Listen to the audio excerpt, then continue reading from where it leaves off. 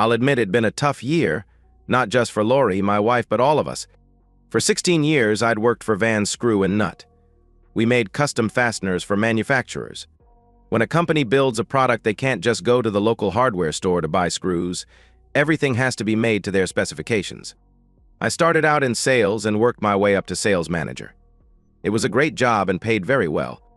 If I met all 4 of my quarterly quotas, which I always did, my year-end bonus would put me well over the $100,000 hump. Of course, with so many manufacturers going overseas, we had to fight harder to maintain our share of the market, but I had built a good, hard-working sales team, and we always managed to do better than the year before. A little over a year ago, all the company bigwigs, including me, were called into an unscheduled meeting. We were all very shocked to find out the company's owner was retiring and had been in secret negotiations with a California conglomerate to buy the company. We'd been sold. The new CEO was introduced, and we were all promised our jobs were secure and nothing would change as far as management was concerned. That turned out to be a lie. Within 2 months, heads started to roll.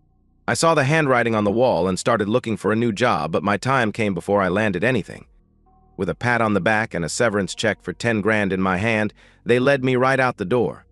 At first, Lori and I weren't too worried, but as the months passed, I was starting to realize how the economy had changed during the years I had my cushy job. Not only had a lot of the manufacturing gone overseas, but a number of the domestic firms that were left were buying their fasteners from overseas. I wondered how we stayed as strong as we did, but that was no longer my concern. I had to get a job. During this time, Lance, our 17-year-old son, was graduating high school. I had mixed emotions when he announced he was joining the military right after commencement. With everything going on in the Middle East, I was afraid for his safety, and of course we both were going to miss something terrible. On the other hand, I was glad we didn't have to pay for college, because frankly we just didn't have it. About 5 months after being let go, it became clear that finding another $100,000 job was not going to be easy, so I started setting my sights a little lower. To fill in what I was sure was a temporary financial gap, Lori started to look for something too. She actually found employment before I did. She was hired as a low-level secretary for a software company. It didn't pay much, but it was still more than my unemployment check. A month after Lori started work, I took a sales position within Wright Automotive. They made aftermarket car parts. For the first couple of months, I made a token salary while in training. After that, I was put on salary plus commission. It was never going to be a high-paying job. One guy had been with them for 12 years and was the highest-paid salesman there. He made all of $60,000 a year. You can imagine the strain on our budget. We had gotten used to all the financial trappings of a well-to-do family. We lived in a nice house with a sizable mortgage and had 2 Cadillacs, only one of which was paid for. That was mine. It was a 5-year-old CTS. Lori drove the same model, but we bought hers just a few months before I got laid off. We also had several credit cards, most of which were already maxed out. Lori and I both missed our evenings out on the town, as well. It was another perk. After all, if you can't enjoy yourself, what's the sense of having money? We used to go out all the time, have dinner with friends, sometimes dance, and other times a show, a play, or maybe a concert. It was nothing structured like a regular date night. We just kicked up our heels whenever we felt like it. That was usually 2 or 3 times a month, sometimes more. Unfortunately, it was one of the first things that suffered when we had to start scaling back. It seemed to be harder on Lori than on me. Growing up, her family had more money than mine. I didn't start going out and enjoying myself until I started dating in college, but my wife used to go out with her dad and mom all the time. It was practically second nature for her. We hadn't been out in many months and Lori was starting to complain. As far as she was concerned, the bills could wait. It first started about 3 months ago. "Skylar, we have got to do something. I'm going insane sitting home night after night with nothing to do. I want to go out like we used to. I want to have some fun." Lori's timing was always bad. I was sitting at the kitchen table going through our bills. Slowly, very slowly, we were just starting to dig ourselves out of the hole a little. I looked up at my beautiful wife. "Sure, no problem," I said sarcastically. "Just tell me which of these bills not to pay." She just glared at me. I thought for a moment she was going to start yelling, but whatever she was thinking, she kept to herself. As soon as I said what I did, I felt bad. It wasn't really such a horrible request. "I'm sorry, honey," I apologized.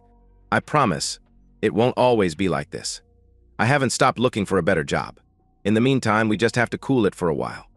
Cool it, she snarled. Skylar, we've been cooling it for almost a year now. I feel like a caged animal. I need to get out and enjoy myself. I know, honey. I know, I said, trying to placate her. Look, we have a lot to catch up on. 5 months ago, we missed a house payment and our second car payment. We came this close, I said, holding my thumb and index finger about an inch apart, to having your car repossessed. With this month's commission check, we'll be square except for one car payment. If we can keep the grocery bill down, we'll be all caught up in another 2 months. I could see Lori's lips tighten. She wasn't a happy camper and I really couldn't blame her. Then I got what I thought was a great idea. I'll tell you what, why don't you and I go to Lincoln Park Zoo this weekend? It's free and we haven't been there since Lance was young. Skylar, I don't want to commune with nature, I want to commune with some nightlife, she sneered. I want to eat and drink and dance until my feet fall off. Honey, please, hang in there a little longer.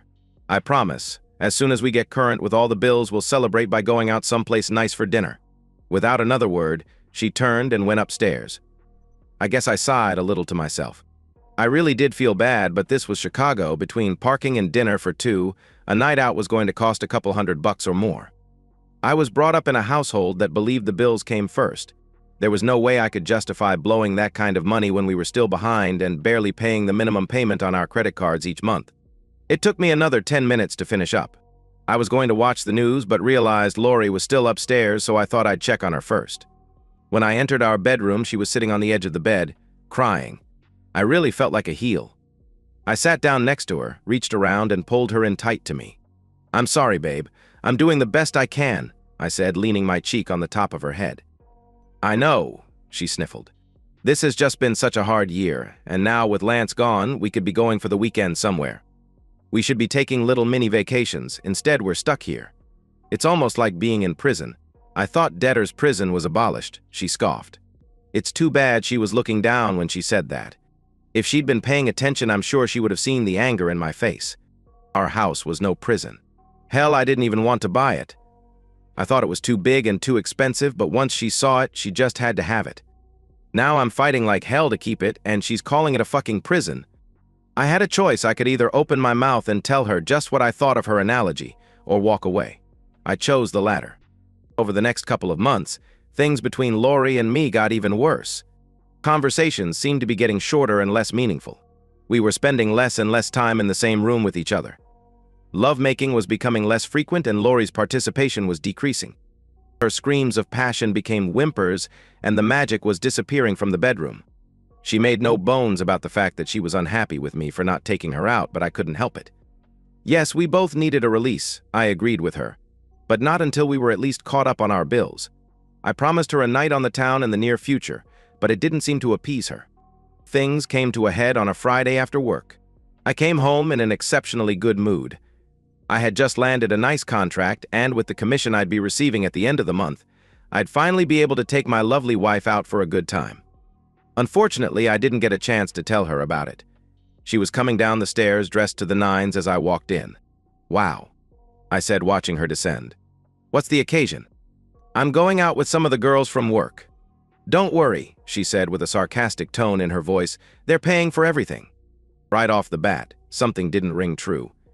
I immediately got a bad feeling. As far as I knew, Lori had never cheated on me, but you don't put on the sexiest dress in your closet to go out with the girls. Besides that, my wife was a proud woman. I couldn't imagine her going out and allowing her friends to pay for everything. That would be like taking charity. Only if she was going out with a guy would she allow someone to pay for the whole night. I felt the hair stand up on the back of my neck. And just who are these girls? What are their names? She didn't even look concerned with my question. Just some of the girls from the office. You don't know any of them. You didn't answer my question, Lori. I may have been born at night, but I wasn't born last night. You don't dress like that to out with girlfriends. Who are you meeting? Do you have a date with a man? Oh, don't be silly, she said nonchalantly. I told you I was going out with the girls. If you don't believe me, I can't help it. You're just paranoid because you have a guilty conscience. Just then I heard a car horn. I looked outside and saw a cab in our driveway. You're taking a taxi. Yeah, well, I intend to enjoy myself tonight. Heaven knows we can't afford a DUI, so I thought it would be the smart thing to do.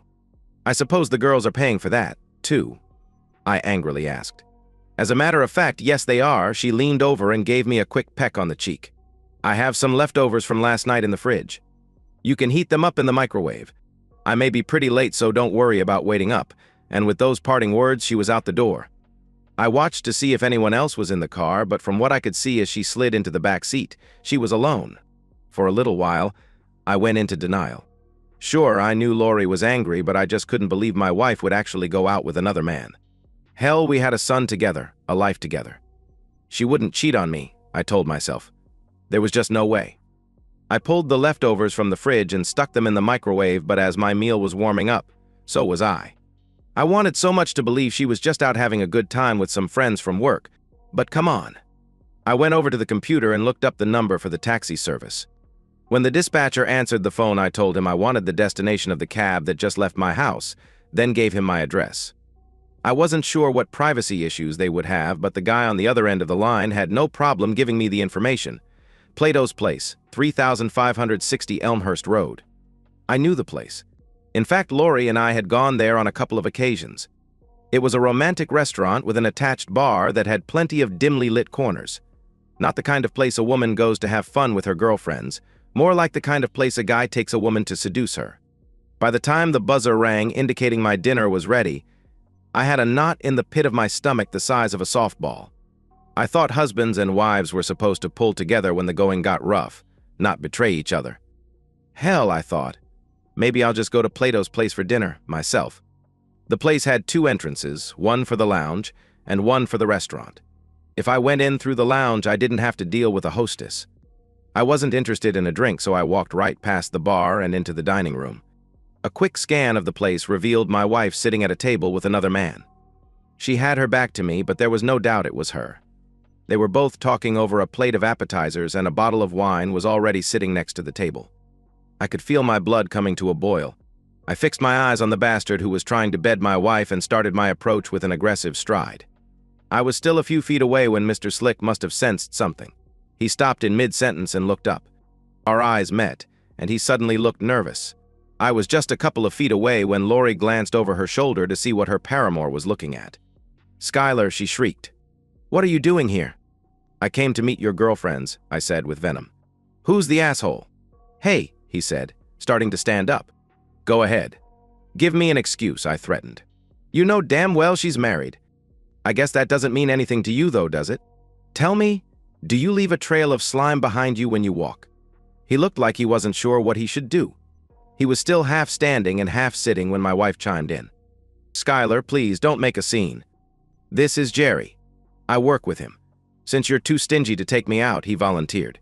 "He was just trying to be nice." "Nice my ass," I growled. "He's just trying to get into your pants." I looked at Jerry again. I guess he decided he didn't want to try me because he sat back down. "If you attempt anything with my wife again, so help me, I'll drag you through town on a rope tied to the bumper of my car." "Come on, your evening is over," I told my wife. She hesitated just for a second, but like Jerry, she decided not to test me any further. "I'm sorry about this," she said to Mr. Cool while standing. I think every eye in the place was on us as I took her by the arm and escorted her out through the front door. Not one word was spoken in the car, not by either of us. Once we got into the house, however, it was a different matter. "What the hell was that all about, Lori? Tell me. Have you suddenly decided that I'm not worthy to be your husband anymore?" "No, of course not.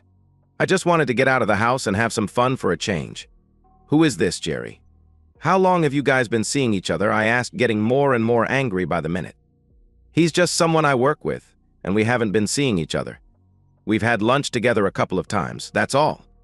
I mentioned that we don't go out anymore like we used to and told him I miss it. He offered to take me out for dinner and some dancing, and I took him up on it. "So shoot me," she stated derisively. "I don't believe this," I said, almost shell-shocked. "I thought our marriage was stronger than this. We have some tough times and you're ready to bail on me." "Who said anything about bailing? I work every day now, too. I deserve to be able to enjoy myself once in a while. If you won't take me out, why should I turn down someone who will?" "Because you're my wife, damn it," I said, raising my voice. "That's why. We're supposed to be a damn team." She didn't say anything to that, but from the look on her face, I could tell she was scoffing at my words.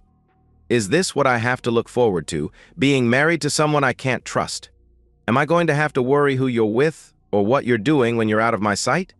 Tell me, what were your plans for the end of the night? Did you intend to sleep with him? Of course not, she abruptly answered.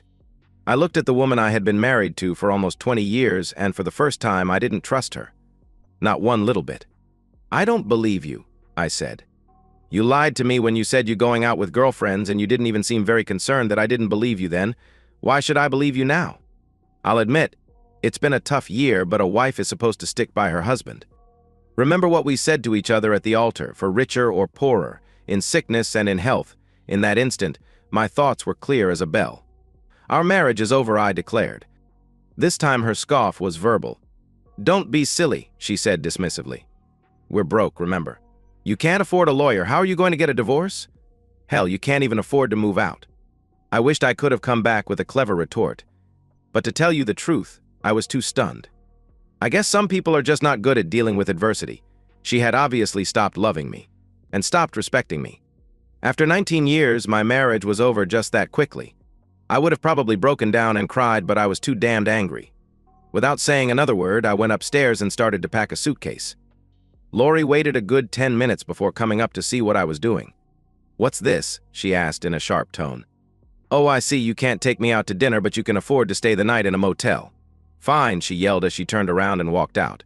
Enright Automotive contracted out to have most of its inventory made overseas, but we did make some items ourselves.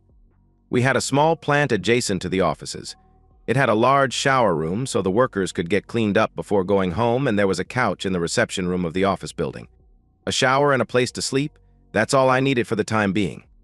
As I hit the bottom landing with my suitcase, Lori was in the kitchen. She called out when she heard the door open, but I never stopped to hear what she had to say. I threw my clothes in the car and left. I hadn't gone a mile down the street before my phone started to ring. Sitting in the car with my seatbelt on, I couldn't get to it if I wanted, so I let it go to voicemail. It only took a few seconds for me to get curious as to what she had to say. After I got to the office, I pulled the phone out of my pocket. I had been speculating all the way there. I thought I'd hear a weeping Lori apologizing and begging me to come back. Instead, Skylar, you're being childish. I told you I had no plans to sleep with Jerry, and I meant it. Now get your ass back home. Not quite what I expected. I left all but a few essentials in the car. No sense in letting everyone at work know what was going on. It was still early, so I went into the break room and watched a little TV to try and get my mind off of my troubles, but it didn't work. I couldn't help but wonder what would have happened if I hadn't gone to the restaurant. Would she really have come home after dancing a little? I guess I'll never know for sure, but I had my doubts. Even if she had, that slime ball, Jerry, didn't seem like the kind who'd give up that easily. I'm sure that somewhere down the road he'd have gotten her in the sack. I finally gave up trying to watch anything and set my alarm early enough that I could shower in the morning and be dressed before the factory guys started to arrive at 7. As I tried to get some sleep, I wondered what I was going to do. Lori was right. I didn't have the money for a lawyer, or even an apartment. I'd have to figure out something. Lori had displayed contempt for our marriage and for me, personally. There was no way I was going to go crawling back home with my tail between my legs. I was actually a little surprised when the alarm woke me up the next morning. I couldn't believe I slept that well on that couch. The damn thing was a torture device. I showered and got dressed before heading off to Denny's for a leisurely breakfast. I'd kill some time there until it was time for me to go to work. I was sipping my 4th cup of coffee when the solution to my problem hit me in a flash. Of course, it was so simple. Why I hadn't thought of it sooner was beyond me. Once back in Enright's parking lot, I took out my cell phone and took a picture. The first thing I did after sitting down at my desk was to run the ad. 2 days later, I took the afternoon off. I had a few errands to run. Knowing Lori would be at work, I drove over to the house and found the papers I was looking for in our personal filing cabinet. I grabbed the spare set of keys on the way out. Later that day, I checked into a motel and called Lori. As soon as she heard my voice, she started in again. It's about time. Are you done with your little hissy fit now? I can't believe you couldn't find the money to take me out to dinner, but you can stay in a motel for 2 days. Actually, I said, cutting her off. I stayed at the office. The office. Yeah, they have a shower, a nice comfortable couch, and a TV room. All the comforts of home, I said, lying through my teeth. She responded with more of the same. Well, that's just being ridiculous. Stop being so stubborn and come home. I'm not coming home, Lori. I told you, our marriage is over. I just called to let you know you're going to need a ride home. What? Why? What's wrong with the car? Nothing, I replied. It drives like a dream, nicer than mine. There was a brief silence as she was undoubtedly trying to figure out what I was saying. Skylar, what are you talking about? I sold my car, got 18 grand for it. That's more than enough to get a lawyer started on the divorce and a down payment on an apartment. Of course, being in sales, I still need a car, so I took yours. I stopped by the house earlier today and got the titles to both cars and the spare keys to yours. Skylar, she shrieked. You can't do that. What am I supposed to drive? Actually, since both cars are in my name, I can do that. I didn't take anything out of the accounts. All the bills are paid for the month, so there wasn't a lot left, but if you budget, you should have plenty for food and cab fare. If you run low, I'm sure Jerry will be more than happy to take you out for dinner, providing you give him what he wants, of course. Suddenly, it was with a much subdued attitude with which she spoke. Skylar, please don't do this. I never thought you'd really go this far. I'm sorry. I shouldn't have gone out with Jerry, but I was mad. Nothing was going to happen. Lori, you lied to me, went on a date with another man behind my back, and then treated me with disdain and showed absolutely no remorse when I caught you. Admit it, Lori. You don't love or respect me. You made that plain as day with the way you talked to me the other night. Skylar, I'm sorry. I'm sorry too, Lori. We had a good run when life was easy, but when things got tough, we let each other down. He was surprised to hear a sob from the other end of the phone, but it made no difference anymore. He continued. The house is in both our names. It's our one decent asset, so it needs to be sold as quickly as possible. He heard her gasp. Sell the house? Skylar, do we have to? Lori, right now we're up to date with the mortgage, but I'm not paying any more house payments and there's no way you can pay them every month. Yes, it has to be sold immediately. I figure we each should be able to walk away with $50,000 or $60,000 apiece. You can buy yourself a decent used car and find an apartment with that. Skylar, I don't want a divorce. Please, can't we talk about this? Sorry, Lori, it's no longer about what you want. Now, do you want to call a realtor or should I? Lori stood on the sidewalk outside of her apartment and looked into the gray sky as she heard a flock of geese squawking their way northward, a welcoming reminder that spring was right around the corner. She made her way through the melting slush to her 10-year-old Honda and headed towards Starbucks to meet an old friend. She was looking forward to seeing Julie. It had been a typical Chicago winter with cold temperatures, lots of snow and slick roads, so Lori had spent most of it cooped up in her apartment when she wasn't at work.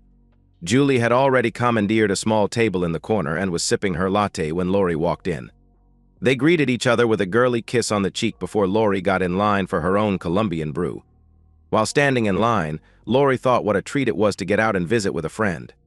As she walked back to the table with coffee in hand, she was greeted with a warm smile and a friendly voice. Lori, it's so good to see you. It's been a while. Yes, it has been too long, she replied with a tinge of sadness in her voice. I don't get out much anymore. How come? When we were younger, you were the party girl. Yeah, well, life was a lot easier in those days. I don't have the money to go partying anymore. What about dates? You remember those go out with some handsome man and he pays, Julie joked. Lori faked a little laugh. It's kind of a catch-22. You can't meet men if you don't get out and you can't afford to go out if you're not with a man. What about guys at work? Julie asked. Nothing but dweebs and married men, Lori countered. Let's get off this subject, it's depressing. How are the kids? Oh, they're doing great. Charlie Jr. just got a promotion at work and Debbie is in her 3rd year of college already. They grow up so fast, don't they? They sure do, Lori replied. Lance has another year to go in the military and he's already talking about re-enlisting. He likes it. How's hubby? Charlie's doing just fine, as hard-working as ever. Lori caught the sheepish look on her friend's face. What? Oh, nothing, Julie replied even more sheepishly. Come on, out with it. You were going to ask me something. Well, I was just going to ask if you've seen Skylar. No, not since we signed the divorce papers, she thought for a second. Geez, that was 2 years ago already. Why? I just wondered. I'm not sure I should tell you, but it's probably better to hear it from a friend. What? Is he okay? Yeah, he's fine. I ran into him the other day and we talked. He's what, Julie? Come on, out with it. Okay, well, he's getting married again? Even though she knew it was over a long time ago, the news was still hard for Lori to take. She felt her eyes instantly starting to water. Her voice dripped with sadness. It doesn't surprise me. she said softly. He's a great guy. Her eyes drifted downward as she admitted, "Sometimes I think back at what we had together and I wonder how I could have been so stupid." She took a sip from her coffee, then lifted her face and looked at her friend. "I did love him, I really did. Things just got so rough with all the bills and everything that I started to feel sorry for myself. At the time, all I could think of was escaping all our problems and having a little fun." Julie didn't say anything. She thought it was better to just listen. Skylar was right about everything. I did lose my respect for him. I may have even stopped loving him for a little while. Stupid, I know. It wasn't his fault he got fired. He was doing everything he could to make sure we didn't lose everything, but I couldn't see past my own selfish wants. I just had to have things my way. I remember Skylar suggested we go to the zoo one weekend, but I wanted my night out on the town, so I shot him down cold. Hell, he was even right about Jerry. That was the guy he caught me having dinner with. Skylar asked if I had plans to screw the guy at the end of the night. I denied it, of course, but just between you and me, I had every intention of doing just that. Yeah, I know. Believe me, Julie, if I could do it over, I would do it a whole lot differently. Is he still living in that little efficiency apartment he got? Oh no, he moved out of there a long time ago. I guess you didn't hear. Again, Julie was hesitant to bring it up. What now? Don't tell me he won the lottery. No, nothing that good, but he got his old job back with Vans. That was a while ago, a few months after your divorce was final. I guess they started losing customers left and right after they fired Skylar. They finally called and asked him to go back. After some negotiations, he took them up on their offer. Hell, he's making more now than he ever made. As she finished talking, Julie saw a tear roll down Lori's cheek. I'm sorry, honey. I shouldn't have said anything. No, she replied, shaking her head. It's nobody's fault but my own, she said. I can't tell you how many nights I've gone to bed and thought about him. I've prayed that the last 2 years were just a horrible nightmare and I'd awake the next morning with Skylar lying next to me. But then I wake up and have to face reality again. Lori picked up a napkin and wiped away the tears. I'm happy for him, honest. Tell him that for me if you see him again, will you? I will, honey, Julie responded with sympathy. The girls changed the subject and talked about a variety of other things. When they finally parted, Lori put up a good front, but once she got inside her car and was out of sight, she broke down and cried. And that's the end of today's story. If you enjoyed it, please give this video a thumbs up and drop a comment below. Your support helps the algorithm push my content further. If you're new to the channel, don't forget to hit that subscribe button. It really helps me keep creating more stories for you. Thanks for watching, and I'll see you in the next one.